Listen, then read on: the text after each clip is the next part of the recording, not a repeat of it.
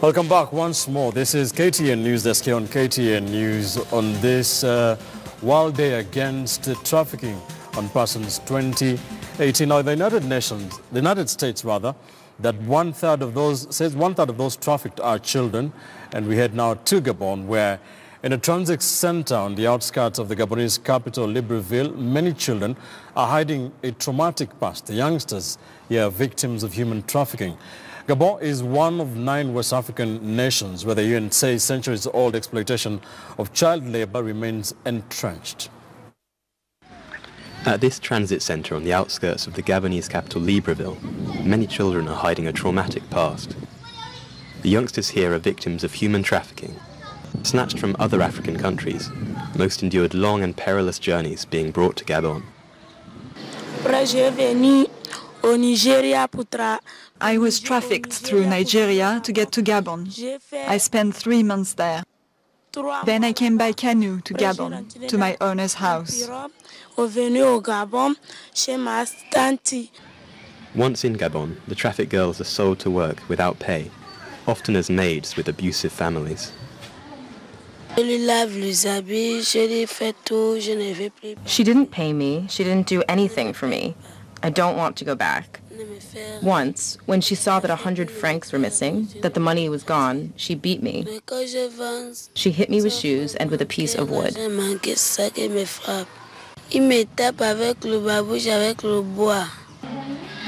Adama and Tsunami, hundreds of children are brought illegally to Gabon, a relatively rich Central African country. Rescued children are brought to this transit centre before being sent back home. Yet, on their return, there is no guarantee that they won't fall back into the hands of traffickers. Child trafficking here is part of an international organised crime network, and it has a large presence across West and Central Africa. So it's not always easy to follow traffickers and children going from one country to another, crossing through another country I won't name, before arriving in Gabon. Some children are even forced into prostitution, and police say that their efforts to combat this are hampered by a recent relaxation of border crossings in Central Africa and the lack of legal pressure exerted by judges on traffickers. We're having this conversation from a Kenyan perspective. We have in studio Catherine Monjoi, co-founder, CEO, Life Bloom Service International, as well as Scholastica Morioki, CEO, Tropical Trainers and Consultants. Let me come to you, Catherine, with a question that I did ask Scholastica a few minutes ago. Do you think the government is serious in addressing the here and now and to solve these issues, to ensure that Kenyans do not suffer abroad? I don't think the government is serious about addressing the issue of trafficking and the issues of vulnerability of our people.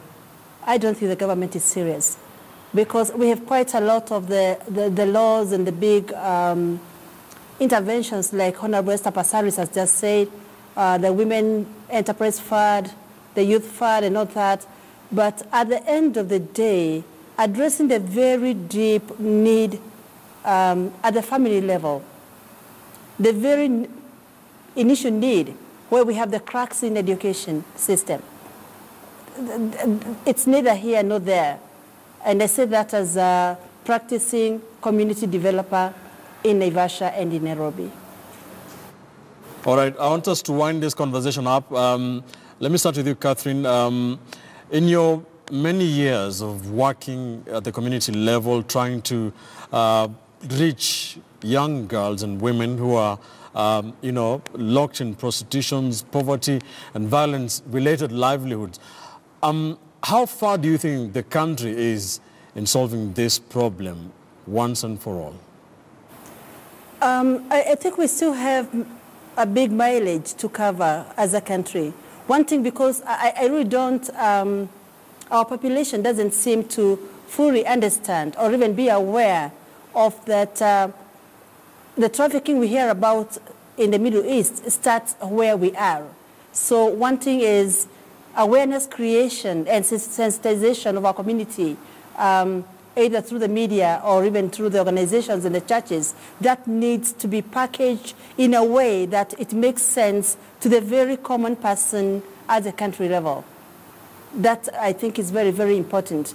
And that also means that we need to create programs with the survivors and the victims, programs that suit and benefit them, not programs that are coming from our head offices in Nairobi, but those that are starting right at the ground level. The girl who was interviewed from Mombasa and who gave a good testimony about being in Saudi Arabia, she knows exactly what she wants. And if her capacity is built, that girl can go very far or will go very far. And that happens with organizations that are participatory in nature and that are all-inclusive and who believe that even those who are trafficked have something inside of themselves that, if supported, can develop to become, to rise above their poverty levels and rise above the circumstances in their lives today. Thank you, Catherine. Scholastica, have the final thoughts on this and talk to us about what steps can be made inside the country, especially in the various industries, places of work. Talk to us about the flower industry especially, and tell us, do you think the country is in the right path to solving this issue of human trafficking? I'll start with the last question. The country is on the right path because the government has enacted laws that are meant to protect women and young girls from trafficking. The only bit that they need to do is to implement those laws. I think one of the ways that we can eliminate or eradicate trafficking in the workplaces, especially in the the agricultural industry, is education. Education and awareness. We need to let our people know and get to be aware of the perpetrators and the centers of the people who come to pick them, to recruit them from the rural areas and take them to the farms to work there. So we need to educate the people. We also need to educate our parents and our aunts and everybody else in the rural areas who assume that they are helping us by giving us those children to come and work for us. The next thing is about advocacy and networking. Let the people who have the voice speak for the voiceless, for the young girls, for the poor women. Because by the time they get to that level of being trafficked, it means they are so vulnerable, they cannot even talk for themselves. Let our women reps, I would want to challenge them, talk, be the advocates for these girls. Talk about the issues that they are going through. Come up with policies and programs that can eradicate poverty, because that is what is contributing to that. Right. Talk about issues of domestic violence, because we have siblings calling younger girls to go and work or to run away from their families just to avoid the domestic violence in the family setup. And then finally, the employers, all right, the organizations. Let us be very strict, come up with policies that ensure that we do not employ people who are underage, and even our employees do not employ people who are underage.